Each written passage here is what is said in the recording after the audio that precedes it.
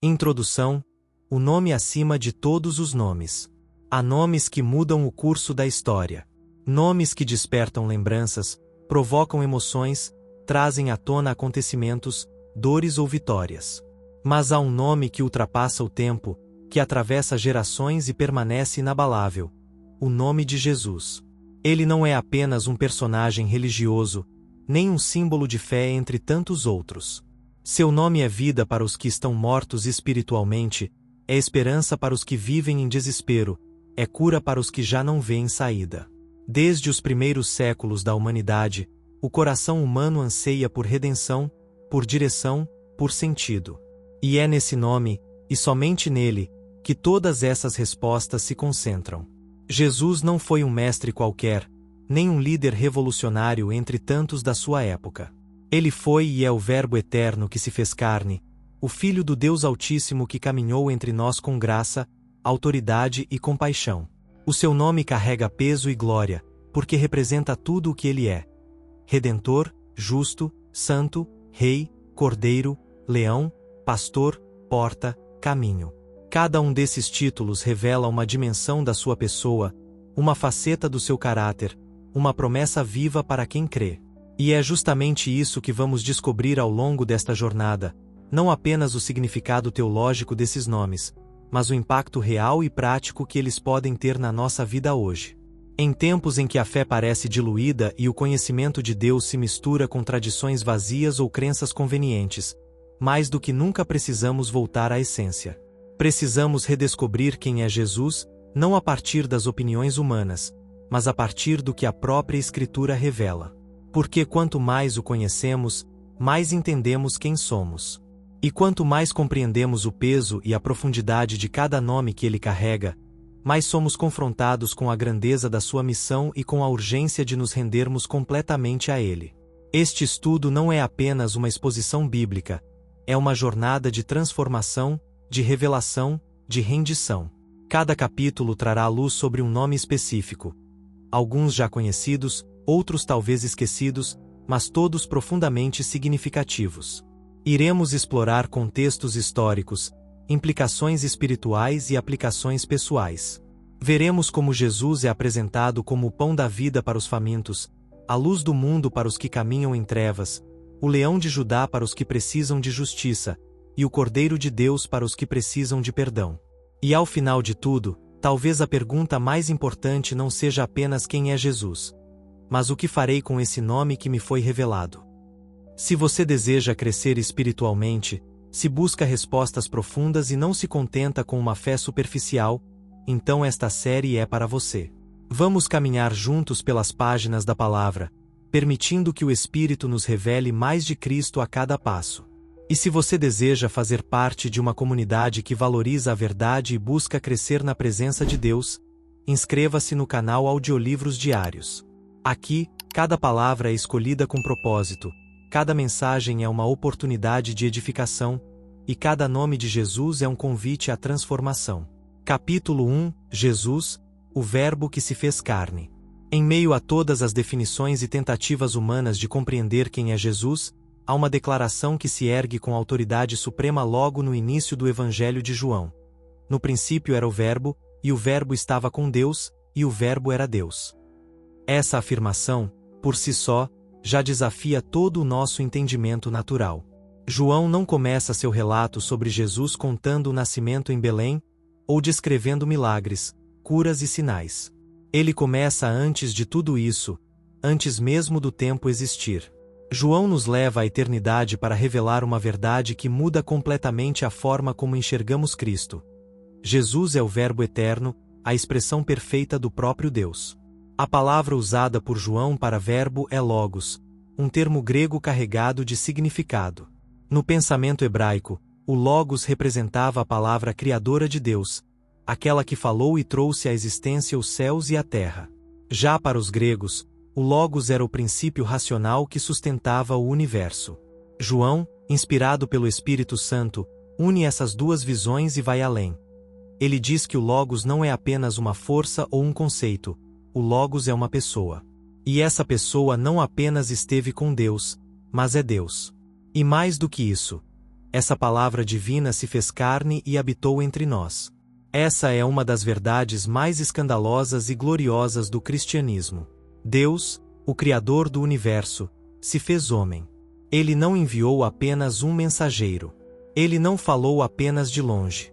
Ele veio, se aproximou, assumiu a nossa natureza, sentiu fome, cansaço, tristeza, chorou, foi tentado, sofreu. Ele viveu como nós para nos salvar de nós mesmos. Em Jesus, o Verbo eterno atravessa a distância entre o céu e a terra, entre a santidade absoluta e a miséria humana, para nos reconciliar com o Pai. Isso não é teologia fria. Isso é amor em sua forma mais pura. Ao dizer que o Verbo se fez carne, João não está usando metáforas. Ele está afirmando uma realidade literal.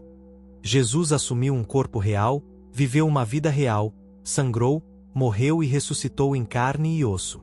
Essa encarnação revela tanto a humildade quanto o propósito de Deus. Porque ele poderia ter vindo como um rei poderoso, imponente, inalcançável. Mas escolheu vir como um servo, nascendo em um estábulo, crescendo em uma vila desprezada, vivendo entre os rejeitados. Ele se fez acessível. Ele se fez próximo. Ele se fez carne. Essa realidade muda tudo. Porque, ao se fazer carne, Jesus mostra que ele entende nossas dores, nossas lutas, nossas tentações. Ele não é um Deus distante, indiferente ou frio. Ele é um Deus que sabe o que é sofrer, que sabe o que é ser traído, rejeitado, humilhado. E é por isso que podemos confiar em Ele. Porque o Verbo que criou o universo também conhece a angústia de uma alma quebrada. Ele é ao mesmo tempo o Deus eterno e o homem ferido. E isso faz toda a diferença. Mas há algo ainda mais profundo aqui. Quando João diz que o Verbo habitou entre nós, ele usa uma expressão que remete ao Antigo Testamento. Literalmente, armou a sua tenda entre nós. Isso faz alusão direta ao tabernáculo, o lugar onde a presença de Deus habitava no meio do povo de Israel. Ou seja, Jesus é o novo tabernáculo. Ele é o lugar onde a presença de Deus se manifesta de forma plena. Onde ele está, ali está Deus. Onde ele fala, Deus fala. Onde ele toca, Deus toca. E onde ele age, o céu se move. Portanto, quando dizemos que Jesus é o Verbo, não estamos apenas repetindo uma frase bonita. Estamos reconhecendo que ele é a revelação final e completa de Deus. Tudo o que precisamos saber sobre o caráter, a vontade e o amor de Deus está revelado em Cristo. Hebreus capítulo 1 reforça isso ao afirmar que Deus, havendo falado de muitas maneiras pelos profetas, nestes últimos dias nos falou pelo Filho. Ou seja, Jesus é a palavra final. Ele é o padrão. A ele devemos ouvir. A ele devemos seguir. E é nele que encontramos sentido para tudo. Se Jesus é o Verbo, então ele é a voz que precisamos escutar em meio ao barulho do mundo. Quantas vozes tentam nos influenciar diariamente? Vozes que nos acusam, que nos confundem, que nos desviam. Mas a voz de Jesus é diferente. Ela não grita, mas convence. Não manipula, mas liberta.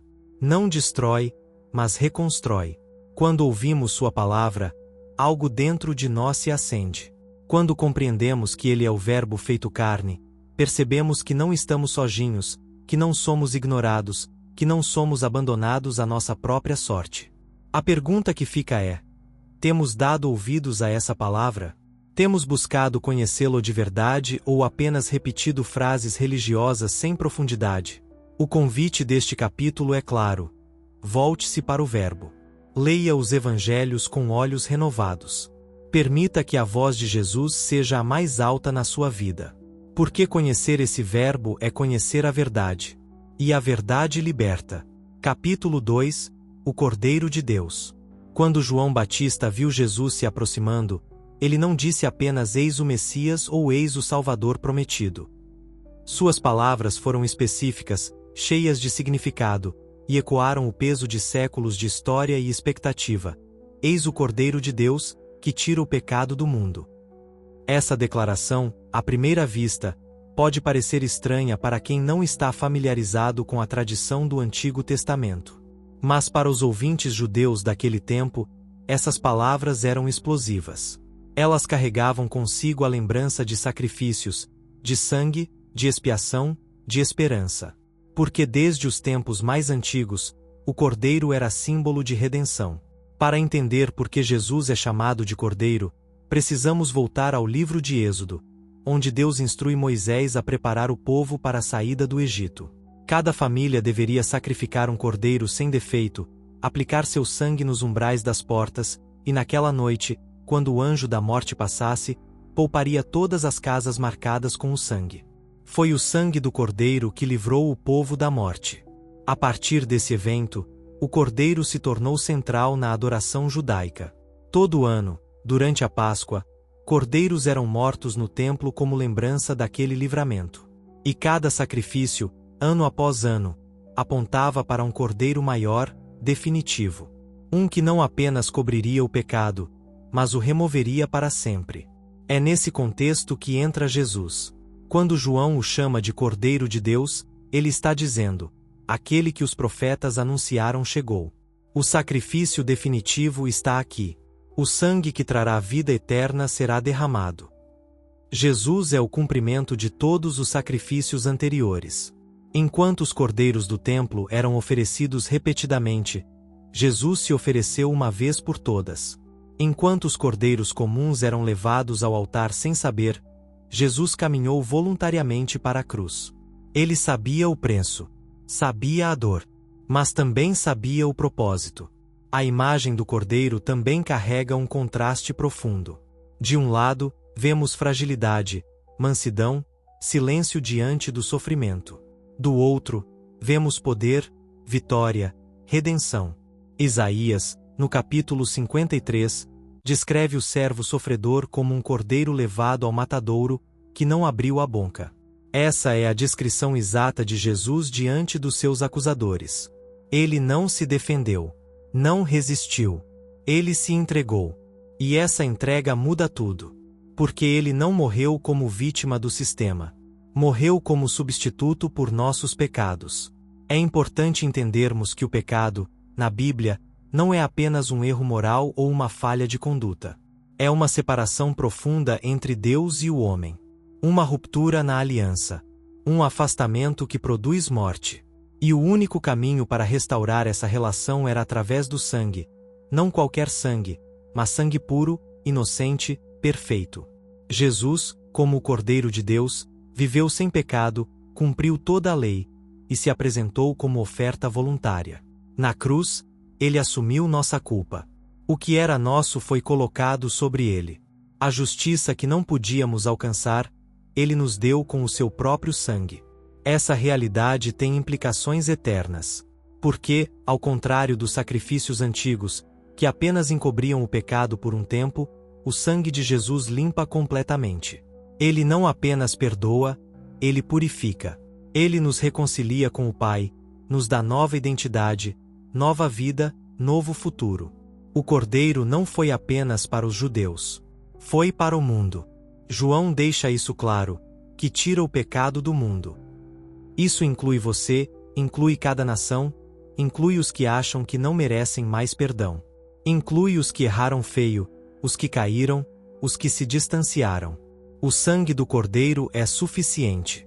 Mas não basta saber disso intelectualmente. É necessário aplicar esse sangue na porta do nosso coração, como fizeram os hebreus no Egito. É preciso crer, confiar, se render. O sacrifício foi feito, mas a salvação se torna real quando o aceitamos com fé. E isso muda nossa forma de viver. Porque quando entendemos o preço que foi pago, não vivemos mais de qualquer jeito. A graça não nos leva à negligência. Nos leva à gratidão. E a gratidão nos move à santidade. Ao longo da Bíblia, o Cordeiro continua sendo exaltado. Em Apocalipse, João vê um trono no céu, e no centro dele, um cordeiro como se tivesse sido morto, mas que vive. E ao redor dele, anjos e redimidos de todas as nações cantam: digno é o Cordeiro. Ele é digno porque venceu, porque se entregou, porque foi fiel até o fim. E esse mesmo Cordeiro voltará, não mais como sacrifício, mas como Rei.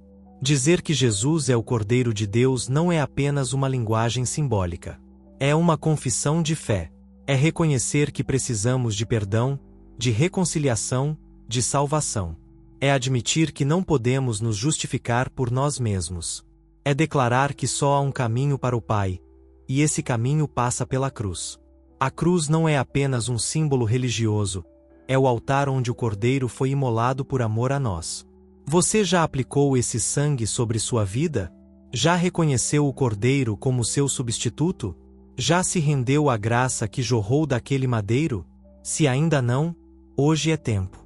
Porque o Cordeiro continua tirando o pecado do mundo. E continua oferecendo nova vida a todos os que se achegam com um coração quebrantado. Capítulo 3 – O Bom Pastor. Em um mundo onde muitos líderes abusam de seu poder, onde pessoas se sentem constantemente usadas, descartadas e manipuladas, ouvir Jesus se apresentar como o bom pastor traz uma esperança que vai além das palavras. Esse título, mencionado em João capítulo 10, não é uma simples metáfora bucólica. É uma afirmação ousada e profundamente reveladora sobre quem Jesus, sobre como ele cuida dos seus, e sobre o tipo de relacionamento que ele deseja estabelecer conosco. Ser chamado de pastor era algo conhecido entre os judeus, mas Jesus se destaca ao dizer que é o bom pastor, e não por acaso. Ele não é apenas alguém que lidera, mas alguém que ama, protege, conhece e, sobretudo, entrega a própria vida pelas suas ovelhas. A figura do pastor, nas Escrituras, está carregada de responsabilidade e intimidade. No Salmo 23, Davi escreve: "O Senhor é o meu pastor, nada me faltará." Já em Ezequiel, Deus repreende os pastores de Israel que se alimentavam das ovelhas em vez de cuidá-las, e promete que ele mesmo buscará suas ovelhas e as apacentará. Quando Jesus declara que é o bom pastor, ele está se colocando no lugar de Deus, cumprindo a promessa feita séculos antes. Ele é o cumprimento da profecia. Ele é o Deus que desce para cuidar pessoalmente do seu rebanho. Mas o que diferencia Jesus de todos os outros? Primeiro, ele conhece as suas ovelhas pelo nome. Isso pode parecer simples à primeira vista, mas revela algo profundo: individualidade e intimidade. Jesus não lida com multidões de forma genérica. Ele conhece cada um de nós com profundidade, nossas alegrias e traumas, nossos pensamentos mais secretos, nossas quedas escondidas. E mesmo assim, nos ama. Em um mundo que nos classifica por número, desempenho ou aparência, o bom pastor nos chama pelo nome. Ele nos vê. Além disso, ele guia com segurança. As ovelhas, por natureza, são animais vulneráveis. Precisam de direção, de proteção, de cuidado constante. Sozinhas, se perdem com facilidade. E não é diferente conosco. Quantas vezes tentamos seguir nossos próprios caminhos, basear nossas decisões em nosso entendimento limitado, e acabamos feridos, confusos, exaustos? Jesus, como bom pastor, não apenas aponta a direção. Ele caminha à frente. Ele conduz. E sua voz é inconfundível para aqueles que aprenderam a escutar. Ele não força, não empurra. Ele chama. E quem o conhece, o segue. O contraste que Jesus faz com o mercenário é revelador. O mercenário está ali apenas pelo salário, pelo benefício próprio. Quando o lobo aparece, ele foge. Porque no fundo, ele não se importa com as ovelhas. Mas Jesus não é assim. Ele não foge diante do perigo. Ele enfrenta. Ele protege. E o preço que pagou não foi pequeno. Ele deu a vida pelas suas ovelhas. Não porque fomos fiéis, não porque merecíamos, mas porque o amor dele é incondicional e sacrificial. O bom pastor não apenas arrisca a vida, ele a entrega voluntariamente. Essa entrega revela o coração de Deus de forma inigualável. Porque ao morrer na cruz, Jesus não estava apenas cumprindo uma missão. Ele estava nos resgatando. Ele estava nos salvando do ataque do lobo, o pecado, a morte, a condenação eterna. O lobo veio, mas ele não fugiu. Ele se colocou no nosso lugar. E com isso, selou uma aliança eterna de cuidado, de proximidade, de restauração. Isso muda tudo na forma como nos relacionamos com ele. Não estamos lidando com um Deus distante, mas com um pastor presente, que caminha ao nosso lado nos vales escuros e também nos campos verdejantes. Há ainda algo essencial neste capítulo. Jesus afirma que tem outras ovelhas, que ainda não pertencem ao redil, mas que também ouvirão sua voz. Isso aponta para a expansão do Evangelho a todas as nações, para a inclusão dos gentios, para a universalidade da salvação. Ou seja, o cuidado do bom pastor não está limitado a um grupo específico, a uma tradição ou cultura. Ele busca o perdido em todos os lugares. E quando o encontra, não o repreende com dureza. Ele o carrega nos ombros com alegria. Ele o restaura. Ele celebra. Você já percebeu o quanto precisa de um pastor? Em nossa cultura moderna, falar sobre dependência soa como fraqueza. Fomos ensinados a sermos autossuficientes, a resolvermos tudo por conta própria. Mas a verdade é que, sem direção, nos perdemos. Sem cuidado, adoecemos. Sem proteção, somos presa fácil para o inimigo. E o bom pastor está aqui, pronto para guiar, curar, proteger. Mas ele não força. Ele chama. A questão é: temos ouvido sua voz? Temos seguido seus passos? Ou temos preferido os atalhos que parecem mais rápidos, mas que nos afastam da presença dele? Seguir o bom pastor não é caminhar por um campo sem espinhos, mas é ter a certeza de que nunca estaremos sozinhos. É saber que mesmo no vale da sombra da morte, não temeremos, porque ele está conosco. É ter paz mesmo diante dos lobos, porque quem nos guarda é fiel. É descansar mesmo em meio à tempestade, porque sua vara e seu cajado nos consolam. É viver não apenas guiados, mas profundamente amados. Talvez hoje você se sinta como uma ovelha ferida, machucada por falsas promessas, confusa, cansada. Ou talvez tenha se afastado do rebanho e já nem ouve mais claramente a voz do pastor. Mas a boa notícia é que ele continua buscando. Ele não desiste. Ele deixa as 99 para encontrar aquela que se perdeu. E quando encontra, não aponta o dedo. Ele estende a mão. Ele cura. Ele restaura. Jesus é o bom pastor. Aquele que conhece, que guia, que protege, que morre e que vive para cuidar de você todos os dias. Capítulo 4. A luz do mundo. Poucos elementos são tão essenciais e simbólicos quanto a luz. Ela revela, aquece, direciona. É impossível viver sem ela. A luz dissipa as trevas, dá forma ao que estava oculto e guia aqueles que estão perdidos. E é com esse peso simbólico que Jesus se apresenta no Evangelho de João, capítulo 8, dizendo: Eu sou a luz do mundo. Quem me segue não andará em trevas, mas terá a luz da vida. Essa declaração, feita diante de uma multidão confusa e religiosa, foi mais do que uma metáfora reconfortante. Foi uma afirmação radical, exclusiva, que colocava em xeque tudo o que os homens pensavam saber sobre Deus, verdade e salvação. Jesus não diz que oferece luz. Ele diz que é a luz. E isso muda tudo. Para entender o impacto dessa declaração, é importante lembrar o contexto em que ela foi feita. O povo judeu celebrava a festa dos tabernáculos, um dos momentos mais significativos do calendário religioso. Durante essa festa, enormes candelabros eram acesos no pátio do templo, iluminando toda Jerusalém. Era uma lembrança simbólica da coluna de fogo que guiava Israel no deserto durante a peregrinação após a saída do Egito. Aquela luz representava a presença e a direção de Deus. E agora, ali mesmo no templo, diante daquelas luzes acesas, Jesus declara: Eu sou a luz. Com isso, ele estava dizendo claramente: a presença divina está aqui. A direção que vocês tanto buscam está diante dos seus olhos. Eu sou o cumprimento da promessa. Essa luz, no entanto, não agrada a todos. Porque a luz revela. E quando revela, incomoda. Expõe o que está escondido, confronta o pecado, desfaz as aparências. Muitos preferem as sombras da religiosidade, onde podem manter uma imagem externa de piedade enquanto escondem suas verdadeiras motivações. Mas Jesus, como luz, não permite duplicidade. Ele entra nos cantos escuros do coração humano e revela o que há de mais profundo. Ele não faz isso para condenar, mas para curar. Ele não revela para envergonhar, mas para libertar. Ainda assim, nem todos suportam essa exposição.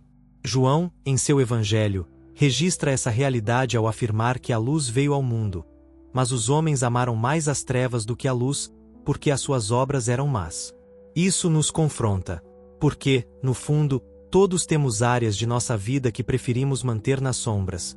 Vícios escondidos, feridas mal resolvidas, decisões egoístas, pecados recorrentes. A presença de Jesus nos obriga a decidir. Ou permitimos que Ele ilumine tudo, ou escolhemos continuar escondendo o que precisa ser transformado. E essa decisão determina o rumo da nossa vida. Andar na luz é viver com integridade. É permitir que tudo em nós seja trazido à superfície, o bom e o ruim. É viver sem máscaras, sem segredos. É ter coragem de ser confrontado e moldado. É aceitar a correção como expressão de amor. Mas é também experimentar uma liberdade que o mundo não pode oferecer. Porque quando estamos na luz, somos guiados. Não tropeçamos nas ilusões deste mundo. Não somos enganados por vozes confusas. Vemos com clareza. E isso traz segurança, propósito, direção. É interessante notar que Jesus diz: quem me segue não andará em trevas. Ele não diz quem me conhece, nem quem acredita em mim de forma superficial. Ele fala de seguir. Isso implica movimento, decisão, renúncia. Implica sair das zonas de conforto, abandonar os caminhos escuros e caminhar atrás dele, mesmo quando o caminho parece estreito ou difícil. A luz de Jesus não é estática, ela nos convida à ação. Não é apenas para a contemplação, mas para a transformação. E o mais impactante é que Jesus, depois de afirmar que é a luz do mundo, diz em outro momento que nós somos a luz do mundo. Isso não significa que temos luz em nós mesmos, mas que, ao sermos iluminados por Ele, passamos a refletir essa luz aos outros. Somos chamados a viver de tal forma que nossa presença traga clareza onde há confusão, esperança onde há desespero e direção onde há perda. Mas isso só é possível quando estamos verdadeiramente ligados à fonte. Uma lâmpada desligada não ilumina nada. Só quem anda com Jesus pode brilhar. Se olharmos para o mundo ao nosso redor, não é difícil perceber o quanto precisamos dessa luz. Famílias destruídas, jovens sem propósito, relacionamentos marcados por traição e dor, mentes tomadas por medo e ansiedade, sistemas corrompidos, injustiça crescente. As trevas têm se espalhado com sutileza e velocidade. E muitas vezes, mesmo dentro da igreja, há escuridão. Doutrinas distorcidas, líderes caídos, pessoas que caminham há anos sem transformação real.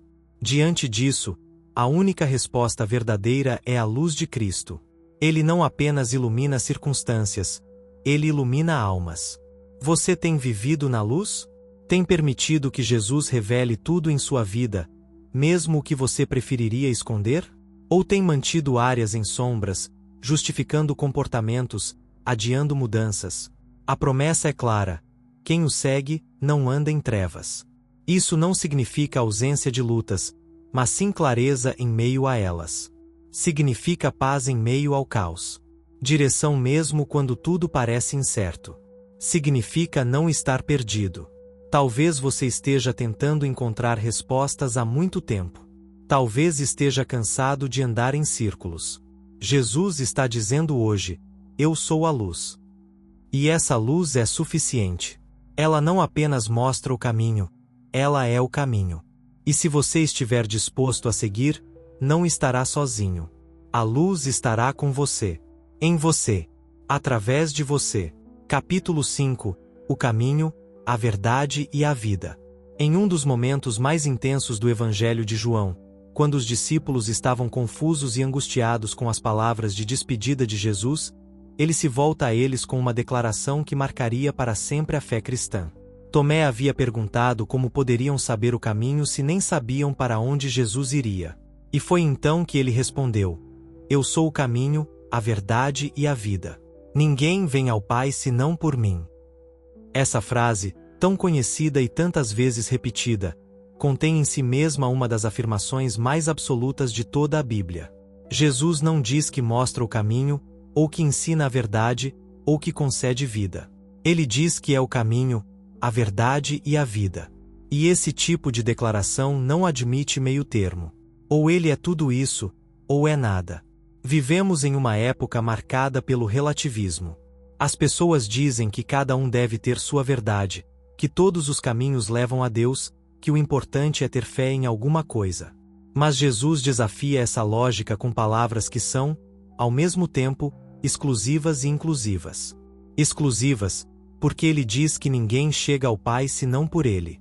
Não há atalhos, não há alternativas espirituais, não há outra ponte entre Deus e o homem. E inclusivas, porque o convite está aberto a todos. Judeus e gentios, ricos e pobres, homens e mulheres, justos e pecadores.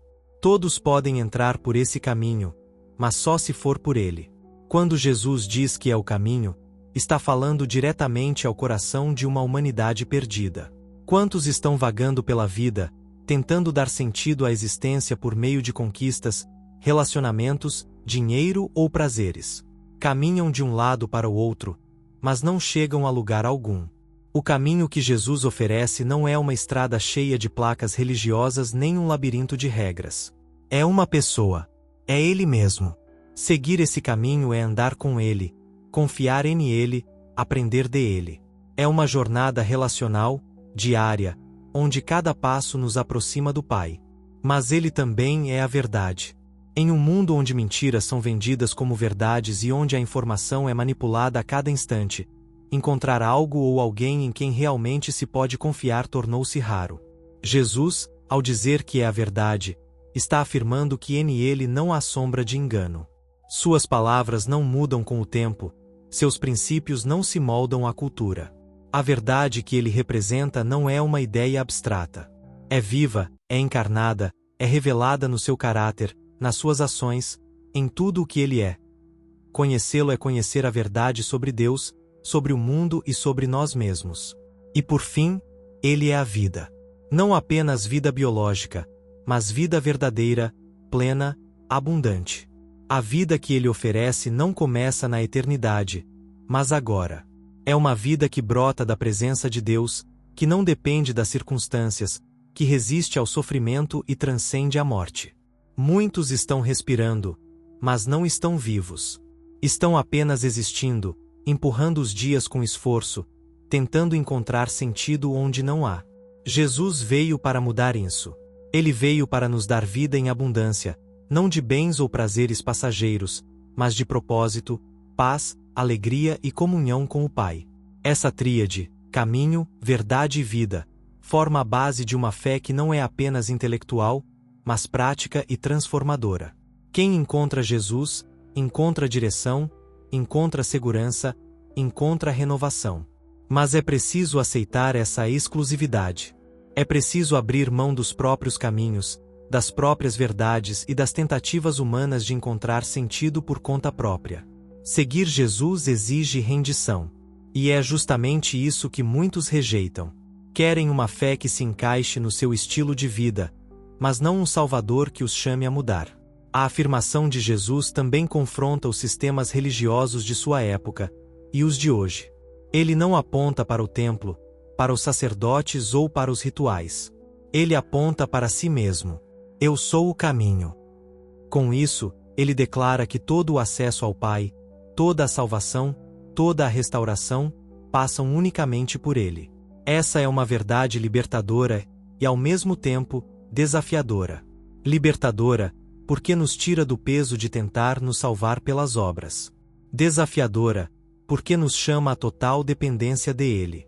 Será que temos vivido com essa convicção? Será que temos caminhado com Jesus de verdade, ou apenas visitado esse caminho de vez em quando? Será que temos nos alimentado da sua verdade, ou seguimos criando nossas próprias versões da realidade para justificar atitudes? Será que temos experimentado a vida que ele oferece, ou estamos apenas sobrevivendo, fingindo plenitude enquanto carregamos um vazio profundo por dentro? Jesus não é uma opção espiritual entre outras. Ele é o único caminho. Ele é a única verdade que liberta. Ele é a única vida que realmente vale a pena ser vivida. Essa declaração não pode ser ignorada. Ela exige resposta. Ou o seguimos, ou não. Ou confiamos nele, ou confiamos em nós mesmos. Mas não há neutralidade possível diante de um Deus que diz: sou tudo o que você precisa. Capítulo 6. O Alfa e o Ômega. Poucas expressões na Bíblia carregam tanta autoridade e abrangência quanto aquela dita por Jesus no livro do Apocalipse. Eu sou o Alfa e o Ômega, o princípio e o fim, diz o Senhor, aquele que é, que era e que há de vir, o Todo-Poderoso. Com essas palavras, ele não apenas declara sua identidade eterna, mas também nos lembra que toda a história, do primeiro sopro de vida à consumação final de todas as coisas, está sob o seu controle soberano. Alfa e Ômega são a primeira e a última letra do alfabeto grego, e essa imagem, escolhida pelo próprio Cristo, revela uma verdade que muitas vezes esquecemos. Jesus não apenas começou tudo. Ele também concluirá tudo. Vivemos em uma cultura obcecada pelo presente. As pessoas estão sempre correndo atrás do próximo objetivo, da próxima conquista, do próximo alívio imediato. Poucos param para pensar na origem de tudo, e menos ainda consideram o fim. Mas Jesus nos convida a levantar os olhos e enxergar além do agora. Ao dizer que é o princípio e o fim, ele está nos chamando a olhar para a vida sob a perspectiva da eternidade. Isso muda tudo. Porque se ele estava presente antes do tempo e estará presente após o fim do tempo, então tudo o que existe está sujeito à sua vontade. Nada é aleatório. Nada escapa ao seu plano. Quando olhamos para o princípio, vemos que tudo foi criado por meio dele. João capítulo 1 nos diz que todas as coisas foram feitas por ele, e sem ele nada do que foi feito se fez. Isso significa que Jesus não surgiu na manjedoura em Belém. Ele já existia antes da fundação do mundo. Ele é o Verbo Criador, a fonte da vida, o autor do universo. Cada átomo, cada galáxia, cada batida do nosso coração está sustentada por sua palavra. E se ele nos criou, então existe um propósito. Não fomos lançados ao acaso no mundo. Fomos planejados, desejados e moldados com intenção. Mas Jesus também é o fim. E isso, para muitos, é desconfortável.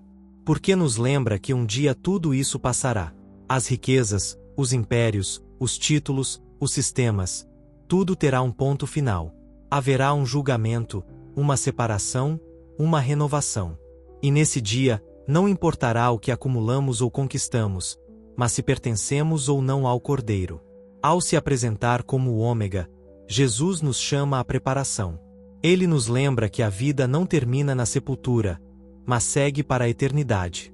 E que o único destino seguro é aquele que começa e termina nele. Há algo profundamente consolador nesse título. Saber que Jesus é o Alfa e o Ômega nos dá paz diante das incertezas.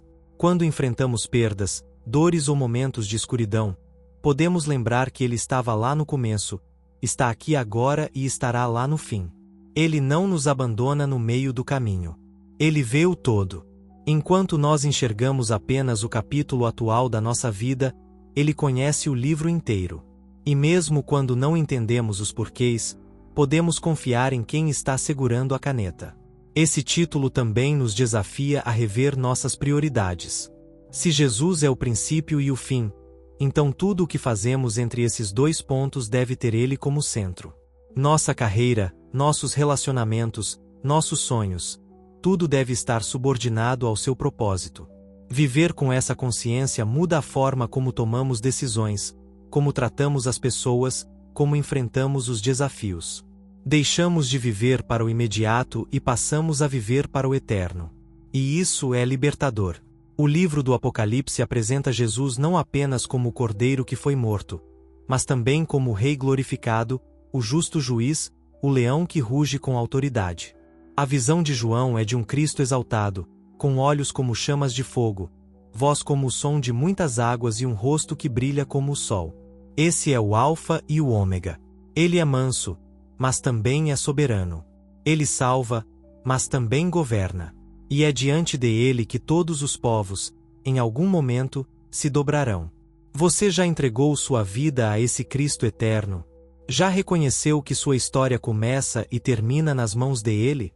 Ou ainda está tentando controlar cada detalhe, como se o mundo girasse ao seu redor?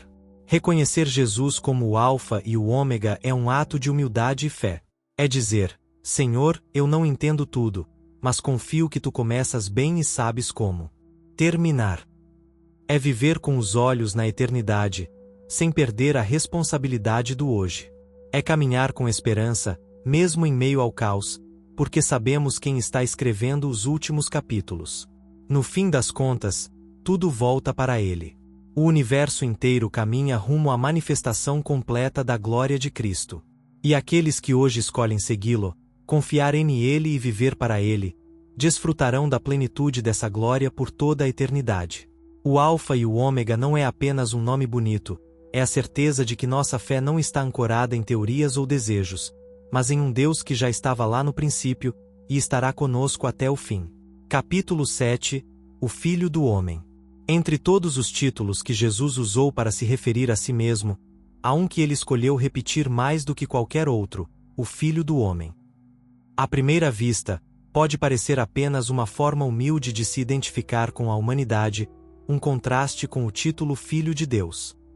Mas, na realidade, essa expressão carrega um peso profético e uma profundidade teológica que poucos compreendem à primeira leitura. Jesus não escolheu essas palavras por acaso. Ao se autodenominar como o Filho do Homem, ele estava se conectando diretamente com a visão de Daniel no Antigo Testamento, apontando não só para sua humanidade, mas também para sua autoridade divina e escatológica.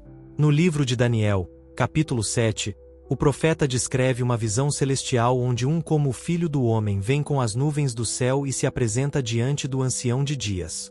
A esse Filho do Homem é dado domínio, glória e um reino que nunca passará. Essa figura não é apenas humana, ela é revestida de majestade divina. E quando Jesus, em diversas ocasiões, se identifica com esse título, ele está se revelando como o cumprimento daquela profecia. Está dizendo, de forma clara e contundente: sou aquele que virá nas nuvens com poder e grande glória. Sou o Rei eterno. Sou o juiz das nações.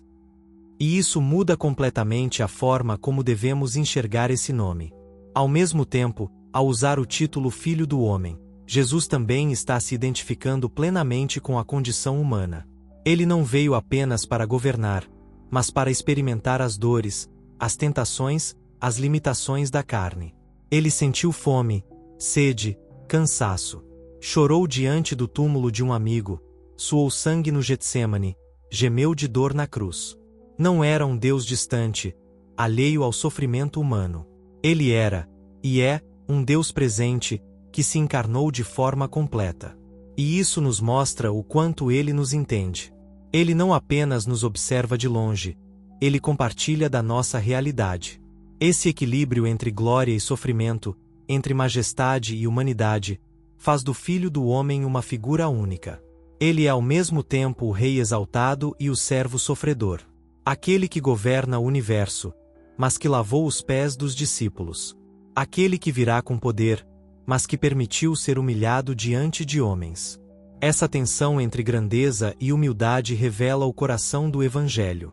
Porque foi justamente por ser homem que ele pôde morrer por nós. E por ser Deus, essa morte tem valor eterno. Jesus usou o título Filho do Homem para anunciar tanto sua missão presente quanto sua volta futura. Ele disse que o Filho do Homem não tinha onde reclinar a cabeça. Falou que seria rejeitado, traído, morto, mas também que ressuscitaria.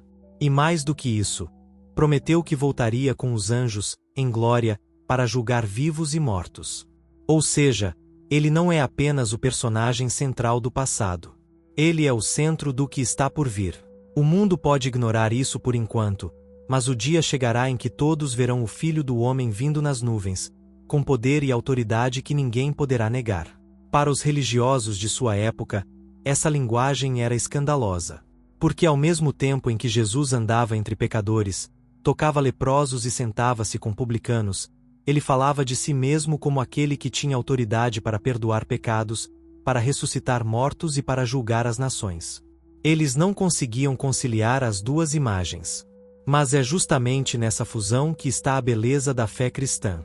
O Filho do Homem é o ponto de encontro entre o céu e a terra, entre o eterno e o passageiro, entre Deus e o homem.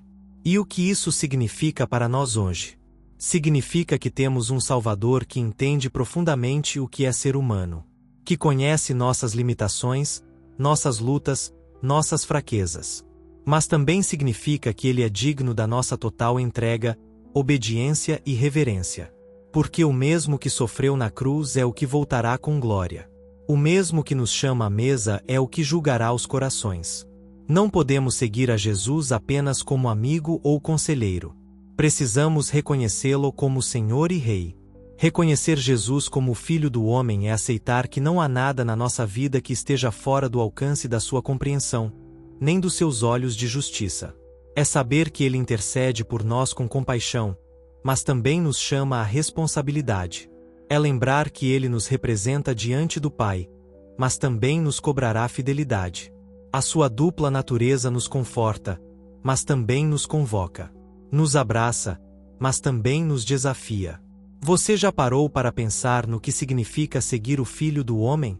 Já refletiu sobre como esse título deve impactar sua forma de viver, de falar, de pensar? Em um mundo que banaliza a fé e reduz Jesus a uma figura simpática ou histórica, somos chamados a reconhecê-lo como ele realmente é. O Filho do Homem, glorioso e humilde, Salvador e Juiz, Servo e Rei. Capítulo 8. O Filho de Deus. Dizer que Jesus é o Filho de Deus é, para muitos, algo familiar. Um título repetido em orações, cânticos e pregações. Mas será que compreendemos de fato o peso dessa declaração? Será que temos noção do que isso realmente significa? No contexto bíblico, chamar alguém de Filho de Deus não era uma expressão simbólica ou sentimental. Era uma afirmação de identidade divina, de origem celestial, de unidade com o Pai. Por isso, quando Jesus se referia a si mesmo como Filho de Deus, ele não estava apenas dizendo que era próximo de Deus. Estava dizendo que era da mesma essência, que compartilha da mesma natureza, que é igual a Deus. E foi justamente essa declaração que provocou escândalo, ódio e para os líderes religiosos da época, justificativa para sua condenação à morte. O Evangelho de João é enfático ao apresentar Jesus como o Filho de Deus desde o início. Logo no primeiro capítulo, lemos: "E vimos a sua glória, glória como do unigênito do Pai." E mais adiante, João afirma que estas coisas foram escritas para que creiais que Jesus é o Cristo, o Filho de Deus, e para que, crendo, tenhais vida em seu nome. Ou seja, reconhecer Jesus como o Filho de Deus não é apenas uma questão doutrinária, é a base da fé que salva. Porque só o Filho pode revelar o Pai. Só o Filho pode abrir o caminho. Só o Filho pode dar vida. Na cultura judaica, ser filho era mais do que pertencer a uma linhagem. Ser chamado de filho de alguém indicava semelhança, continuidade de essência, representação direta. Quando Jesus disse, "Eu e o Pai somos um", ele não estava dizendo que pensava como o Pai ou que obedecia ao Pai. Estava afirmando unidade perfeita com o Pai. E por isso foi acusado de blasfêmia. Porque, para os judeus, nenhum homem podia se igualar a Deus. Mas Jesus não apenas disse isso. Ele provou com suas obras, com sua autoridade, com sua ressurreição. Ele é o Filho eterno, não criado, gerado antes de todas as coisas, aquele que estava com Deus e que é Deus. Esse título também revela o relacionamento íntimo e inseparável entre Jesus e o Pai. Ele não veio agir por conta própria, nem buscar glória pessoal. Tudo o que fez foi em perfeita obediência à vontade do Pai. Ele dizia, "O Filho nada pode fazer de si mesmo, senão o que vir fazer o Pai." Isso nos mostra o modelo de submissão, de amor, de unidade. E é justamente essa relação que ele veio restaurar entre Deus e os homens. Porque o Filho, que é um com o Pai, tornou-se o caminho para que nós, pecadores e distantes, pudéssemos também ser chamados filhos de Deus. A Bíblia afirma que a todos quantos o receberam, deu-lhes o poder de serem feitos filhos de Deus. Isso só é possível porque o verdadeiro Filho, o unigênito, abriu esse acesso. Ele nos adotou, nos inseriu na família celestial, nos deu um novo nome e uma nova identidade. Mas não podemos nos esquecer. Ele é o Filho único em essência. Nós somos filhos por adoção, pela graça. Ele é filho por natureza, por eternidade, por direito. E por isso, todo joelho se dobrará diante dele. Porque ele não é apenas mais um profeta, mais um mestre, mais um exemplo moral. Ele é o Filho do Deus vivo, revestido de glória, digno de adoração. Ao longo do ministério de Jesus, esse título foi reconhecido por diferentes pessoas em momentos cruciais.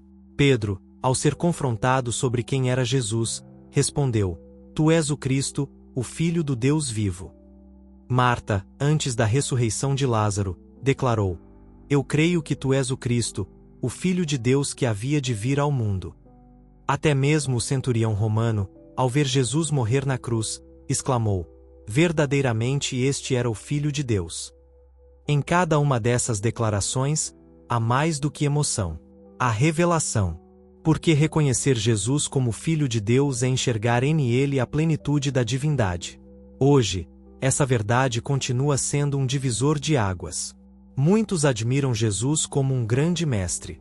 Outros o veem como um revolucionário ou exemplo de compaixão. Mas poucos se rendem a ele como o Filho de Deus. E é justamente essa rendição que define nossa eternidade. Porque, como o próprio Jesus disse, quem crê no Filho tem a vida eterna. Quem, porém, rejeita o Filho, não verá a vida, mas sobre ele permanece a ira de Deus. Não há neutralidade aqui. Ou cremos e nos entregamos, ou recusamos e permanecemos separados do Pai. Reconhecer Jesus como o Filho de Deus exige mais do que palavras. Exige confiança total, obediência radical, adoração verdadeira. É aceitar que Ele tem toda a autoridade sobre nossa vida, que Suas palavras são inquestionáveis, que Sua vontade é perfeita. É deixar de viver como donos de nós mesmos e passar a viver como filhos amados, guiados por aquele que conhece o coração do Pai como ninguém. E você? Tem reconhecido Jesus apenas como um bom exemplo, ou como o Filho de Deus? Sua vida tem refletido essa fé?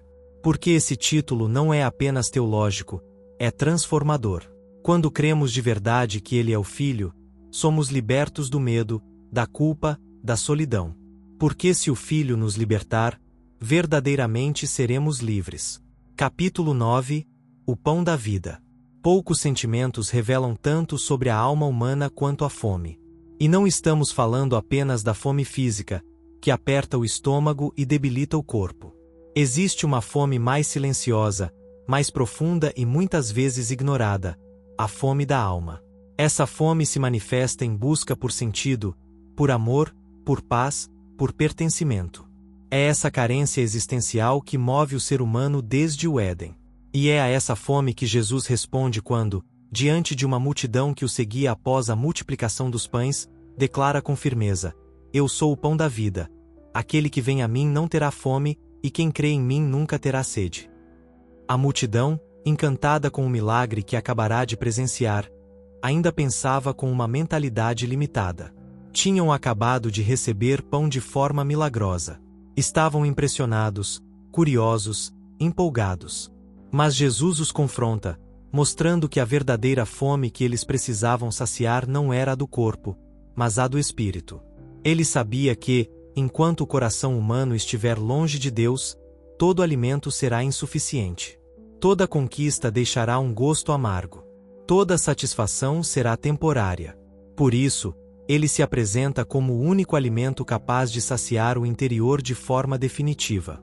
Essa declaração escandalizou muitos. Porque Jesus não estava oferecendo apenas uma nova filosofia ou um conjunto de ensinamentos éticos. Ele estava dizendo que a própria essência da vida espiritual estava nele. Comer do pão da vida não significava apenas aceitá-lo intelectualmente, mas internalizá-lo, depender dele completamente, viver dele todos os dias. Era uma proposta de comunhão íntima e constante. Uma entrega que muitos não estavam dispostos a fazer. Na cultura judaica, o pão era símbolo de provisão, de sustento diário.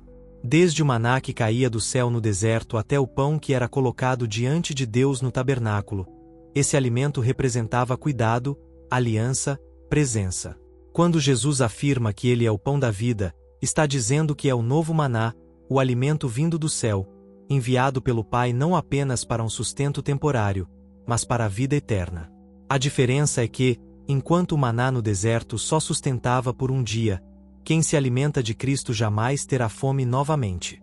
Mas há uma condição clara nessa promessa: é preciso vir a Ele e crer nele.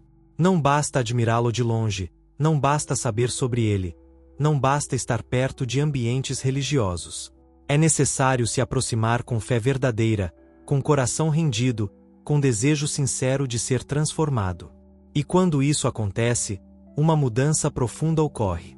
A alma, antes inquieta e faminta, encontra descanso. Os medos perdem força. A ansiedade cede lugar à confiança. Porque o pão do céu tem poder para nutrir não só o espírito, mas também a esperança. Infelizmente, muitos ainda hoje se contentam com migalhas. Buscam consolo em prazeres passageiros, em relações instáveis, em conquistas que logo perdem o brilho. Correm atrás de sucesso, dinheiro, reconhecimento, mas permanecem vazios.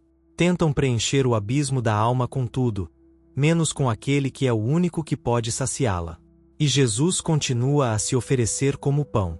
Um pão que não é imposto, mas oferecido.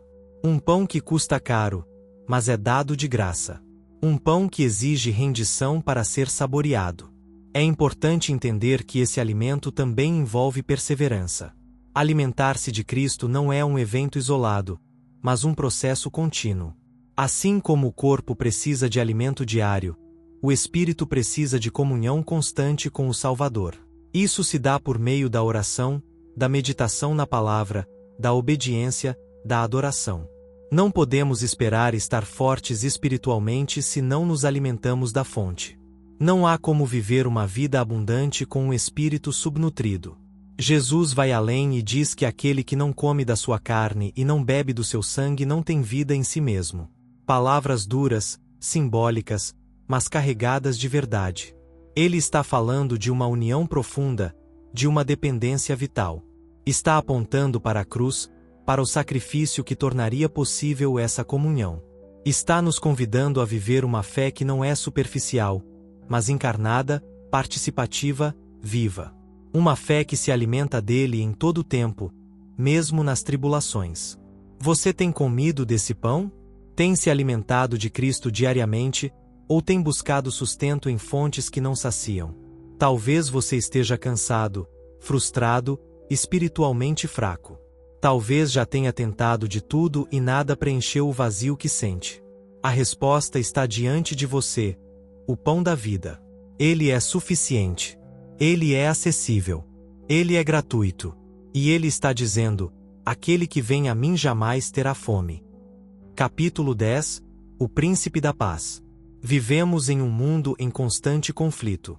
Guerras entre nações, divisões políticas, brigas familiares, disputas internas no coração. A paz, para muitos, parece um ideal distante, uma palavra bonita, mas ausente da realidade. E é nesse cenário que surge a promessa de Isaías: porque um menino nos nasceu, um filho se nos deu, e o governo está sobre os seus ombros.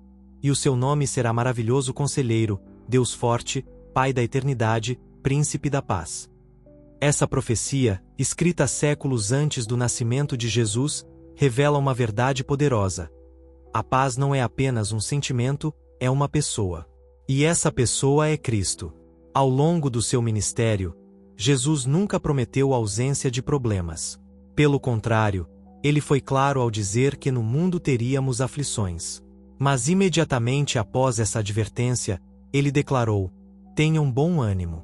Eu venci o mundo. Essa é a essência da paz que ele oferece, não uma paz baseada nas circunstâncias, mas uma paz que vem da certeza de que ele está no controle, mesmo quando tudo parece fora de ordem. Ele não veio apenas para acalmar tempestades externas, mas para acalmar a tormenta interior que assola o coração humano. O termo príncipe da paz não é decorativo. Príncipe, no hebraico, carrega o sentido de autoridade, governo, domínio. Isso significa que Jesus reina sobre a paz. Ele é a fonte, o distribuidor, o guardião dessa paz. E ela não está à venda, nem é alcançada por mérito. É fruto de relacionamento. É um presente que flui naturalmente da presença dele em nossas vidas. Quanto mais perto de Jesus, mais paz. Quanto mais longe, mais agitação. A equação é simples, mas profunda. Em sua primeira vinda, Jesus trouxe reconciliação entre Deus e os homens. O pecado havia nos separado do Criador, quebrando a comunhão e gerando culpa, medo e condenação. Mas pela cruz, ele fez paz. Não com palavras, mas com sangue. Paulo, escrevendo aos Efésios, diz que ele é a nossa paz. Ele quebrou a barreira, desfez a inimizade, trouxe os que estavam longe para perto. Isso significa que a verdadeira paz começa com a reconciliação com Deus. E só é possível por meio de Cristo. Mas essa paz não para aí. Ela também se estende aos relacionamentos humanos. Jesus ensinou que bem-aventurados são os pacificadores. Ele nos chamou para sermos instrumentos de paz, não apenas receptores. Isso implica perdoar, reconciliar, abrir mão do orgulho, buscar harmonia. A paz de Cristo não é passiva, ela age. Ela cura famílias quebradas, restaura amizades destruídas, transforma ambientes pesados. Onde há paz verdadeira, há espaço para o agir de Deus. É importante destacar que essa paz também atua dentro de nós. Quantas pessoas vivem sorrindo por fora, mas são dominadas por ansiedade, medo, angústia? Tentam se manter ocupadas, distraídas, mas no fundo carregam um peso constante. Jesus nos oferece descanso. Ele nos convida a lançar sobre ele toda a nossa ansiedade, porque ele cuida de nós. A paz que ele dá guarda o coração e a mente. Ela é como uma fortaleza interior em meio ao caos exterior. Não depende do que acontece ao redor, mas de quem está dentro. Ainda assim, é preciso dizer: essa paz exige rendição. Ela não habita corações divididos. Não se manifesta onde há resistência à vontade de Deus. A paz de Cristo reina onde Ele é Senhor. Muitas vezes, a raiz da nossa agitação está na nossa insistência em controlar, em decidir sem orar, em correr sem ouvir. E aí, mesmo quando tudo parece estar bem por fora, o coração continua inquieto.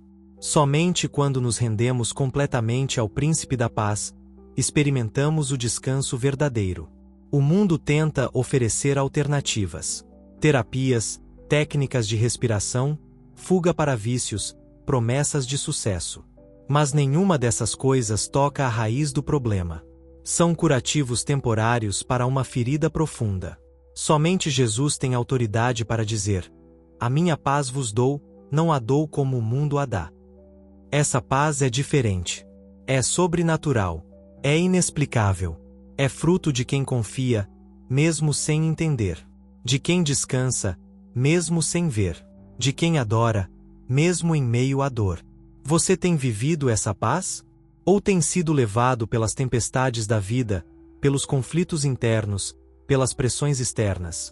O Príncipe da Paz continua oferecendo o que ninguém mais pode dar. Ele não espera que você resolva tudo sozinho. Ele só pede que você venha, se entregue, confie. E quando isso acontece, algo muda. O coração desacelera. A mente se aquieta. A alma encontra repouso. Porque onde ele reina, a paz floresce. Capítulo 11. A ressurreição e a vida. A morte é o limite que todos os homens enfrentam. É o ponto final da existência terrena, a despedida inevitável, o temor que assombra até os mais fortes. Desde os tempos mais antigos, a humanidade busca formas de compreendê-la, vencê-la, adiá-la. Mas a morte continua sendo um mistério doloroso, um inimigo que parece invencível. E é exatamente diante desse cenário de luto e desespero que Jesus se apresenta com uma das declarações mais poderosas de toda a Escritura: eu sou a ressurreição e a vida. Quem crê em mim, ainda que morra, viverá. Essas palavras não foram ditas em um púlpito, nem em meio a uma multidão animada. Foram pronunciadas no túmulo de um amigo querido, Lázaro, cuja morte havia provocado lágrimas até mesmo no rosto do Salvador. Quando Marta expressa sua fé no futuro, dizendo que seu irmão ressuscitaria no último dia, Jesus responde com algo surpreendente. Ele não aponta apenas para um evento futuro, mas para uma realidade presente. Ele não diz eu trarei a ressurreição, mas eu sou a ressurreição. Isso muda tudo. Jesus não apenas tem poder sobre a morte, ele é a própria vida. Ele é a origem, a fonte, o centro da existência eterna. Onde ele está, a morte perde o domínio. Onde ele toca, a morte recua. Porque nele, a vida não tem fim. O episódio da ressurreição de Lázaro é um dos momentos mais comoventes dos evangelhos.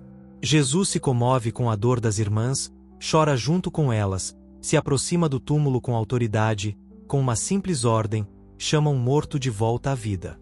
Lázaro, vem para fora. E o que era impossível acontece. O homem envolto em faixas, que já cheirava mal, sai caminhando. É uma cena que revela o coração compassivo de Deus e, ao mesmo tempo, sua soberania absoluta. Jesus não é indiferente ao nosso sofrimento, mas também não está limitado por ele. Ele entra nas nossas dores com lágrimas, mas sai delas com milagres. Essa declaração, eu sou a ressurreição e a vida, também aponta para algo ainda maior: a vitória definitiva sobre a morte na cruz. Porque o maior túmulo que seria vencido não era o de Lázaro, mas o do próprio Cristo. Ele sabia que em breve enfrentaria a morte de frente. E sabia também que sairia dela triunfante. A ressurreição de Jesus é o selo da nossa esperança. Se ele venceu a morte, então aqueles que estão nele também vencerão. A morte não é mais o fim, mas uma passagem. Uma porta. Um sono breve antes do despertar eterno. Essa verdade muda completamente nossa maneira de viver. Quando cremos que Jesus é a ressurreição e a vida, perdemos o medo do fim. Ganhamos coragem para viver com propósito, ousadia para enfrentar o sofrimento, paz para encarar a perda. Sabemos que nossa esperança não está neste mundo passageiro, mas na eternidade com Cristo. E mais do que isso, sabemos que essa vida eterna não começa apenas depois da morte. Ela já começa agora, no momento em que entregamos nosso coração ao Autor da vida. No entanto, essa promessa não é automática. Jesus faz uma pergunta a Marta que ecoa até hoje: você crê nisso? Essa é a pergunta que define destinos. Porque a fé é a chave que abre o túmulo da alma. É a fé que nos conecta à vida verdadeira. Não basta saber sobre Jesus, ouvir sobre milagres ou admirar seu exemplo. É preciso crer nele com o coração, confiar de verdade, se render à sua autoridade. A vida eterna não é uma ideia bonita, é uma realidade disponível para quem crê. Talvez você esteja enfrentando um tipo de morte hoje. Uma perda que parece irreparável. Um sonho que foi enterrado. Um relacionamento que se rompeu. Uma fé que esfriou. Um coração que já não sente mais nada. E talvez, como Marta e Maria, você esteja dizendo: se o Senhor estivesse aqui, mas Ele está. E Ele continua sendo a ressurreição. Nada está tão morto que Ele não possa reviver. Nada está tão perdido que Ele não possa restaurar. Nada é impossível para aquele que venceu o maior inimigo de todos. Ele não veio apenas para nos dar uma vida melhor. Veio para nos dar vida eterna. Uma vida que não depende de circunstâncias, que não termina com a morte, que não pode ser roubada por ninguém. E essa vida está disponível agora. Basta ouvir sua voz chamando: vem para fora. Basta responder com fé, como Marta: sim, Senhor, eu creio que tu és o Cristo, o Filho de Deus. Porque quem crê nele, ainda que morra, viverá. Capítulo 12. A luz do mundo. As trevas sempre foram símbolo de medo, ignorância, confusão. Desde crianças, aprendemos a temê-las, a evitá-las, a buscar a segurança de uma luz acesa. No mundo espiritual, essa metáfora é ainda mais forte. As trevas representam a ausência de Deus, a cegueira do pecado, a escuridão do engano. E é nesse cenário sombrio que Jesus se ergue e declara com autoridade: eu sou a luz do mundo. Quem me segue não andará em trevas, mas terá a luz da vida. Não é uma promessa qualquer. É uma proclamação de identidade e missão. Jesus não apenas traz luz, ele é a luz. a única capaz de dissipar a escuridão do coração humano. Naquele contexto, o povo judeu celebrava a festa dos tabernáculos, onde candelabros gigantes iluminavam o pátio do templo, lembrando o tempo em que Deus guiou Israel pelo deserto com uma coluna de fogo. Era uma memória viva da presença divina, da direção de Deus em meio ao caos. E justamente nesse cenário, cercado de luzes humanas, Jesus afirma ser a luz verdadeira. Em outras palavras, ele está dizendo: essas tochas vão se apagar. Mas eu sou a luz que nunca se apaga. A luz que não depende de óleo, nem de cerimônias. A luz que brilha na alma. Essa luz tem dois efeitos principais. Primeiro, ela revela. Quando uma luz acende em um quarto escuro, tudo que estava oculto aparece. É isso que acontece quando Cristo entra em nossas vidas. Pecados escondidos, feridas esquecidas, motivações erradas, tudo vem à tona. E, num primeiro momento, isso pode ser desconfortável. Porque nos expõe, nos confronta, nos chama à responsabilidade. Mas é também o primeiro passo da cura. Só podemos ser transformados por aquilo que permitimos que seja iluminado. A luz de Jesus não vem para nos condenar, mas para nos libertar da mentira. O segundo efeito da luz é que ela guia. No meio da escuridão, uma pequena chama é suficiente para mostrar o caminho. Jesus não nos oferece apenas revelação, mas direção. Ele ilumina nossa jornada, nos mostra por onde andar, o que evitar, quando parar, quando avançar. E isso é extremamente importante num mundo tão confuso, onde valores se invertem, onde opiniões se multiplicam, onde cada um parece ter sua verdade. Quem segue a luz do mundo não anda em trevas, porque tem a segurança de quem caminha com o próprio Deus.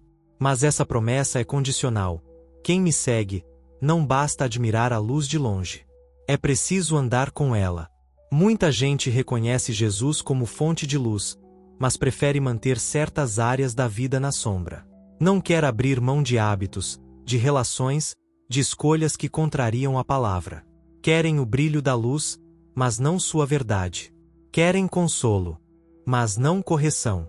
Mas a luz de Cristo é total. Ela não aceita compartimentos. Ela invade, transforma, purifica. E só quem anda nela experimenta a verdadeira liberdade. A luz também define identidade. Jesus diz aos seus discípulos: vocês são a luz do mundo. Isso não significa que temos luz própria, mas que, ao refletirmos Cristo, nos tornamos pontos de referência em meio às trevas. Onde há um Filho de Deus, deve haver clareza, verdade, graça. Não fomos chamados para nos esconder, mas para brilhar. Para ser lâmpadas em casa, faróis na estrada, tochas em meio à tempestade. E isso exige coragem. Porque luz incomoda quem está acomodado na escuridão. Ser luz é aceitar o risco de ser rejeitado, criticado, incompreendido. Mas também é ter o privilégio de iluminar caminhos e salvar vidas. Em um mundo cada vez mais mergulhado no caos, nas fake news, no relativismo moral, na frieza espiritual, a luz de Cristo continua brilhando. E ela não está distante. Está acessível a todos os que desejam vê-la. O problema é que muitos já se acostumaram com a escuridão. Já adaptaram os olhos à penumbra. Já criaram uma zona de conforto no erro. E por isso rejeitam a luz. Porque ela exige mudança. E mudança dói. Mas também liberta. Transforma. Cura. E conduz à vida eterna. Se hoje você sente que está perdido, confuso, cego espiritualmente, há esperança. Jesus continua dizendo: eu sou a luz do mundo. Ele não exige que você entenda tudo agora. Só pede que você o siga. E, passo a passo, ele iluminará sua caminhada. Porque onde ele está, as trevas não prevalecem. Onde ele reina, a noite vira dia. E onde a luz da vida entra, nada permanece igual. Capítulo 13 – A Porta das Ovelhas. Em tempos antigos, os pastores costumavam reunir suas ovelhas em currais improvisados durante a noite, geralmente feitos de pedras empilhadas em círculo. Mas havia um detalhe importante. A entrada desse redil não tinha uma porta de madeira ou ferro. Quem fazia o papel de porta era o próprio pastor, que se deitava ali, no vão de entrada. Nenhuma ovelha saía e nenhum lobo entrava sem passar por ele. Com essa imagem viva na mente dos seus ouvintes, Jesus declara: Eu sou a porta das ovelhas. Quem entrar por mim será salvo, entrará e sairá, e encontrará pastagem. É uma declaração poderosa de proteção, de acesso e de vida plena, e só faz sentido quando entendemos o contexto. Ao se chamar de porta, Jesus está dizendo que ele é o único caminho legítimo ao aprisco de Deus. Ele não é uma das opções. Não é uma alternativa entre muitas. Ele é a única entrada verdadeira. E essa afirmação confronta diretamente o espírito relativista do nosso tempo, onde se acredita que todos os caminhos levam a Deus, desde que a pessoa seja sincera. Mas a verdade é que sinceridade não salva, a verdade salva. E a verdade tem um nome: Jesus. Ninguém vem ao Pai senão por mim. Não há acesso ao reino, não há relacionamento com Deus, não há salvação fora de Cristo. Essa porta não está trancada. Ela está aberta. Mas só entra quem decide passar por ela. Há quem prefira escalar muros, tentar outros acessos, confiar em méritos próprios, filosofias humanas, tradições religiosas. Mas tudo isso são tentativas vazias. Jesus não apenas oferece o caminho, ele é o caminho. E mais, ele não apenas conduz à salvação futura, mas também ao cuidado diário. Entrará e sairá, e encontrará pastagem. Ou seja, quem vive com ele encontra segurança e provisão. Não há apenas proteção espiritual, mas também sustento para a alma. O papel de Jesus como porta também fala de discernimento. Ele filtra o que entra e o que sai. E isso é extremamente relevante nos dias de hoje, quando estamos cercados de vozes, influências, ideias e ideologias. Precisamos da sensibilidade espiritual para saber o que vem de Deus e o que é engano disfarçado de verdade. Jesus, como porta, nos protege das armadilhas sutis, dos lobos em pele de cordeiro, das heresias revestidas de bondade. E isso só é possível quando mantemos comunhão com Ele, ouvimos sua voz e descansamos na sua direção. Infelizmente, muitos têm ignorado essa porta. Tentam construir seus próprios portais, baseados em performance, status ou autoajuda. Mas acabam frustrados, inseguros, cansados. Porque só há paz verdadeira no redil de Cristo. Só há descanso no cuidado do bom pastor. E só há entrada por meio dele. E mais, há também um alerta implícito aqui. Quem não entra pela porta é ladrão ou salteador. Jesus não usa palavras suaves para descrever os falsos líderes, as falsas doutrinas, os caminhos alternativos. Ele denuncia, confronta, expõe. Porque a verdade liberta, mas antes incomoda. Se hoje você se sente vulnerável, confuso, inseguro, talvez esteja tentando acessar a vida por outras vias. Talvez esteja buscando segurança em sistemas, em pessoas, em si mesmo. Mas nenhuma dessas portas traz salvação. Só uma porta leva à vida. E ela tem nome, tem rosto, tem voz. Jesus é a porta. E está aberta. Basta se achegar. Basta confiar. Basta entrar. Ao fazer isso, você não apenas encontra abrigo. Você encontra pastagem, sustento diário, direção clara, identidade segura. E mais, você passa a pertencer. Porque no aprisco do Senhor, ninguém é deixado de lado. Cada ovelha tem nome. Cada uma é amada, conhecida, valorizada. A porta está diante de você. Não fique do lado de fora. Capítulo 14, O Bom Pastor. Em um mundo onde tantas vozes competem por nossa atenção, onde tantos líderes prometem cuidado mas oferecem exploração, onde o valor do ser humano é muitas vezes reduzido ao que ele produz ou representa, a imagem de Jesus como o bom pastor é uma das mais reconfortantes e desafiadoras do Evangelho. Ele não é um pastor qualquer. Não é um chefe distante, nem um guardador negligente. Ele é o bom pastor, aquele que conhece as suas ovelhas pelo nome, que chama cada uma de forma única, que caminha à frente delas, que luta contra os lobos, e que, acima de tudo, dá a vida por elas. Essa última afirmação muda completamente a dinâmica do relacionamento entre o pastor e suas ovelhas. Porque em qualquer estrutura normal, o pastor preserva a si mesmo e, se necessário, sacrifica uma ovelha para salvar o rebanho. Mas Jesus inverte a lógica. Ele se sacrifica para salvar cada ovelha. Isso revela a profundidade do seu amor, o peso do seu compromisso, a grandeza da sua missão. Ele não cuida de nós por obrigação. Ele cuida por amor. Um amor tão profundo que o levou à cruz, onde enfrentou a dor, o abandono, a morte. Tudo isso por amor às suas ovelhas. Mas o que torna esse pastor verdadeiramente bom não é apenas o que ele fez, mas quem ele é. Jesus afirma que conhece suas ovelhas, e elas o conhecem. Essa não é uma relação fria, institucional, baseada em medo ou em distância. É um relacionamento íntimo, profundo, pessoal. Ele conhece nossas feridas, nossos medos, nossas dúvidas, nossos tropeços. E mesmo assim, continua nos chamando pelo nome. Ele não se afasta quando erramos. Ele não desiste quando fugimos. Ele vai atrás. Ele procura. Ele carrega nos ombros, se for preciso. Porque para ele, nenhuma ovelha é descartável. No entanto, também é verdade que nem todos os que se dizem pastores agem como ele.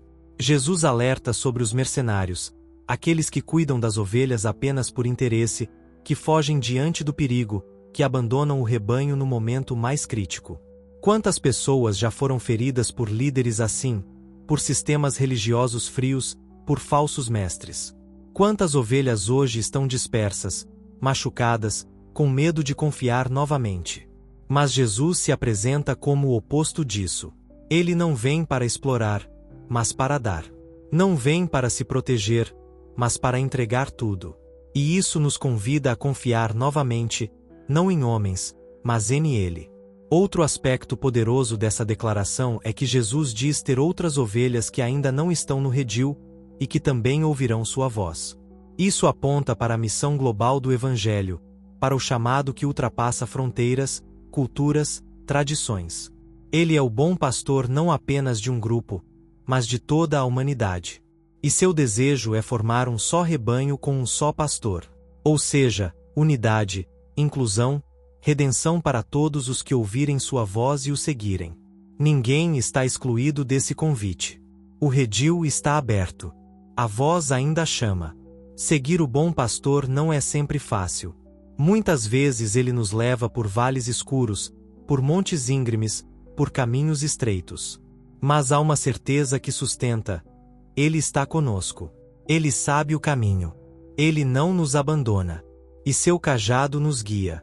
Em um mundo cheio de barulho, de engano, de líderes instáveis, de propostas sedutoras, ouvir a voz do bom pastor é um ato de fé e de proteção.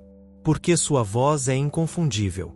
Ela acalma o coração, confronta o pecado, restaura a esperança. E mais do que isso, ela conduz à vida eterna. Se hoje você se sente perdido, exausto, sem direção, lembre-se. O bom pastor continua chamando. Ele não grita de longe. Ele se aproxima. Ele sussurra com ternura. Ele não exige perfeição, ele oferece redenção. Tudo o que você precisa fazer é ouvir e seguir. Capítulo 15: O caminho, a verdade e a vida. Na véspera da sua crucificação, em um dos momentos mais íntimos e intensos com os discípulos, Jesus percebe a inquietação em seus corações. Eles estavam angustiados com a ideia de separação, confusos sobre o que viria a seguir. Era um ambiente pesado, carregado de incerteza. E é nesse contexto que ele diz: não se turbe o vosso coração. Na casa de meu pai há muitas moradas. Vou preparar-vos lugar. Mas então, Tomé verbaliza a dúvida que muitos ali sentiam. Senhor, não sabemos para onde vais, como saber o caminho? E a resposta de Jesus ecoa pelos séculos com uma clareza absoluta. Eu sou o caminho, e a verdade, e a vida. Ninguém vem ao Pai senão por mim. Essa declaração é mais do que teológica, é profundamente existencial. Jesus não está apenas nos mostrando um mapa espiritual. Ele está dizendo que Ele mesmo é o caminho. Em outras palavras, a vida com Deus não é sobre fórmulas, não é sobre desempenho religioso, nem sobre colecionar boas ações. É sobre relacionamento com uma pessoa viva. É sobre caminhar com Jesus, confiar em Ele, obedecer à sua voz. Isso muda tudo, porque nos livra do peso de tentar merecer a salvação. Não se trata do que fazemos, mas de com quem estamos caminhando. Ao dizer que é a verdade, Jesus também confronta um dos maiores dilemas da humanidade moderna: o relativismo. Vivemos numa era em que cada um quer construir sua própria verdade, como se a realidade fosse maleável conforme as emoções e experiências pessoais. Mas Jesus afirma que existe uma verdade absoluta, e que ela não é um conceito, é uma pessoa. Ele é a verdade que revela o coração humano, que expõe o pecado, que mostra quem Deus é e quem nós somos. E, ao mesmo tempo, é a verdade que cura, que liberta, que dá direção. Não é uma verdade para dominar, mas para salvar. E quando ele diz que é a vida, ele não está falando apenas de existência biológica. Está falando da plenitude que só pode ser encontrada em Ele. Quantos hoje estão vivos por fora, mas mortos por dentro, cheios de atividades, mas vazios de sentido, cercados de distrações, mas famintos por propósito? Jesus não oferece apenas longevidade, ele oferece vida com significado. Vida em abundância. Vida eterna que começa aqui e agora, e se estende para sempre. Ele é a fonte. Fora de ele, tudo é ilusão de vitalidade. Mas o ponto mais contundente dessa afirmação é o que vem depois: ninguém vem ao Pai senão por mim. Isso elimina qualquer tentativa humana de construir atalhos. Elimina o orgulho religioso, as justificativas morais, os caminhos alternativos. Jesus não é uma opção entre muitas. Ele é a única ponte segura entre o homem e Deus. E isso nos confronta, porque exige fé, humildade, rendição. Não podemos inventar nossa própria escada para o céu. Temos que confiar na escada que desceu até nós, Cristo. Essa verdade também nos conforta. Porque se Jesus é o caminho, então não estamos perdidos. Se Ele é a verdade, então não estamos enganados. E se Ele é a vida, então não estamos condenados à morte espiritual. Caminhar com Jesus é encontrar direção, sentido e esperança, mesmo nos dias mais sombrios. É saber que, mesmo que tudo ao redor esteja desmoronando, o nosso destino eterno está seguro, porque Ele mesmo está preparando o lugar. E quando tudo parecer incerto, basta lembrar: o caminho não é uma estrada, é uma pessoa. E Ele prometeu estar conosco até o fim. Capítulo 16 – A videira verdadeira. Pouco antes de ser preso, enquanto caminhava com seus discípulos após a última ceia, Jesus escolhe mais uma metáfora poderosa para revelar a essência do relacionamento entre Ele e os que nele creem. Eu sou a videira verdadeira, e meu Pai é o agricultor. Ao dizer isso, Ele não apenas nos dá uma imagem vívida de conexão e dependência, mas também denuncia, de forma sutil, tudo aquilo que é imitação, aparência, religiosidade vazia. Há muitas videiras falsas que tentam prometer vida, realização e fruto. Mas só existe uma videira verdadeira, e nela está a única fonte legítima de vida espiritual. A figura da videira era familiar aos discípulos. Representava, na tradição judaica, o próprio povo de Israel. Mas Jesus não diz que ele é uma videira, ou que ele é como uma videira. Ele diz que ele é a verdadeira. Ou seja, ele é o cumprimento de tudo o que Israel deveria ser. Um povo conectado, frutífero, em íntima comunhão com Deus. Agora, essa conexão não se dá por descendência étnica, nem por ritos religiosos, mas por meio da fé nele. A videira é Cristo, e os ramos somos nós. E a pergunta mais importante que esse texto nos convida a fazer é: estamos realmente enxertados nele? Estar em Cristo não é um conceito abstrato. É uma realidade espiritual que se manifesta de forma prática. Quando estamos ligados à videira, recebemos dele tudo o que precisamos: alimento, direção, força, vida. E, como consequência natural, produzimos fruto. Não por esforço, não por pressão, mas por fluxo. O ramo que está conectado não precisa se esforçar para dar uvas. Ele simplesmente permanece, e o fruto é inevitável. Assim é na vida cristã. O segredo não está em fazer mais, mas em permanecer mais. Permanecer na palavra, na oração, na comunhão, na obediência.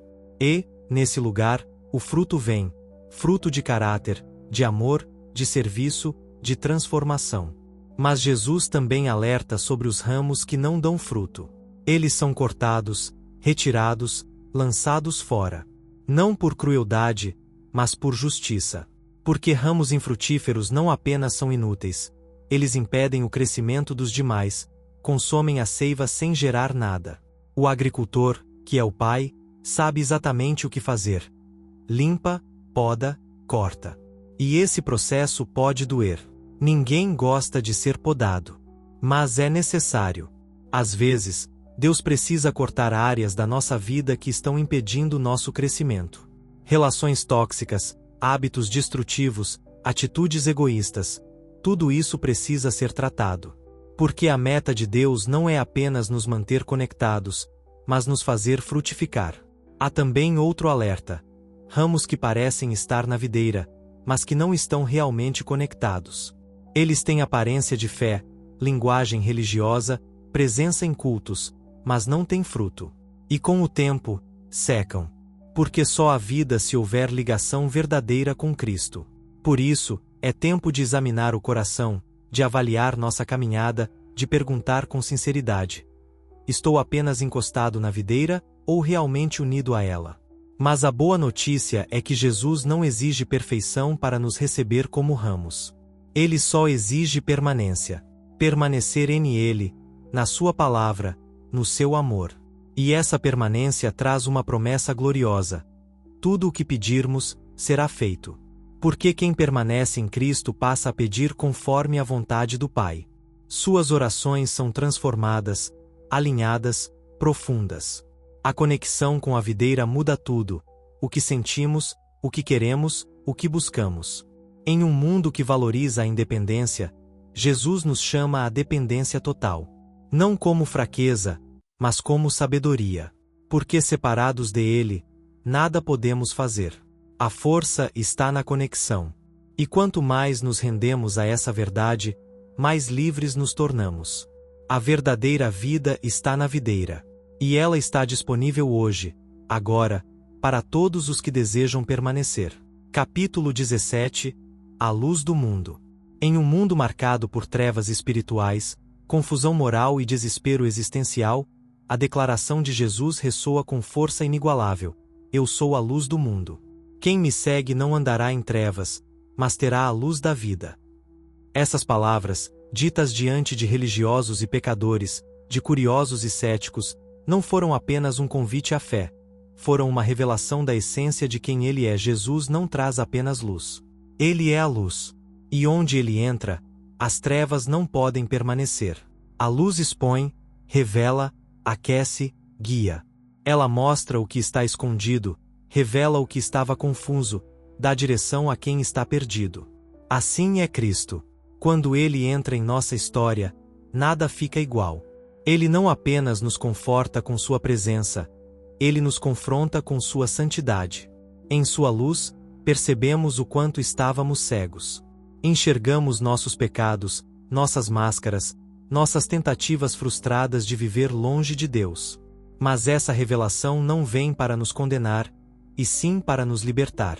A luz não nos destrói, ela nos transforma. Jesus se apresenta como luz em um contexto onde muitos preferiam permanecer nas sombras.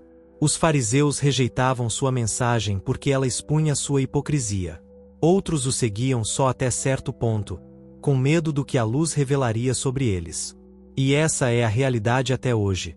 Muitos resistem à luz porque ela mostra o que o coração tenta esconder. Mas viver nas trevas, mesmo que por escolha, é viver em constante tropeço, em medo, em isolamento. Jesus nos convida a um novo caminho, um caminho iluminado pela verdade, pela graça e pelo amor. Seguir a luz de Cristo não significa ausência de lutas, mas sim a presença de direção em meio às dificuldades. A vida pode ter momentos escuros, vales profundos, noites longas. Mas quem caminha com a luz nunca está totalmente perdido. há esperança, há consolo, há propósito. Jesus não nos promete uma vida sem dor, mas uma vida com presença divina constante. E essa presença ilumina até os cantos mais escuros da alma. Além disso, ao nos unirmos a Ele, somos também chamados a ser luz no mundo. Não por mérito próprio, mas porque a luz que recebemos de Ele transborda. Somos portadores de Sua presença, refletores da Sua glória, instrumentos da Sua verdade. E em um mundo mergulhado em engano, desesperança e medo, nossa missão é simples e urgente: brilhar. Brilhar com ações, com palavras, com escolhas. Ser diferentes. Ser sal e luz, como Ele nos ensinou. A luz do mundo não é um conceito abstrato, é uma pessoa real, viva, presente. É Jesus, o Filho de Deus, que nos chama das trevas para a sua maravilhosa luz. E essa luz ainda brilha, ainda chama, ainda transforma. A única pergunta que resta é: vamos abrir a porta do coração para que essa luz entre? Conclusão: um chamado à transformação. Ao longo desta jornada, exploramos os diversos nomes e títulos de Jesus, cada um revelando uma faceta única da sua glória, do seu amor e da sua missão. De Verbo eterno a Cordeiro de Deus, de bom pastor à luz do mundo, ele se apresenta não como uma ideia distante, mas como alguém profundamente comprometido com a nossa redenção. Esses nomes não são apenas poéticos, são verdades que transformam vidas, que libertam corações, que restauram o que estava quebrado. Agora que você conhece mais profundamente quem é Jesus, o que ele fez e o que ele oferece, a pergunta que ecoa é clara: o que você fará com esse conhecimento? Permanecerá como informação ou se tornará transformação? O convite está feito. A porta está aberta. O Salvador está chamando pelo nome. Tudo o que resta é responder. Se esta mensagem tocou o seu coração, compartilhe com alguém que precisa ouvir. E para continuar crescendo na fé e conhecendo mais sobre o poder transformador de Deus, inscreva-se no canal Audiolivros Diários. Aqui, cada palavra tem um propósito, e cada história aponta para a verdade que liberta.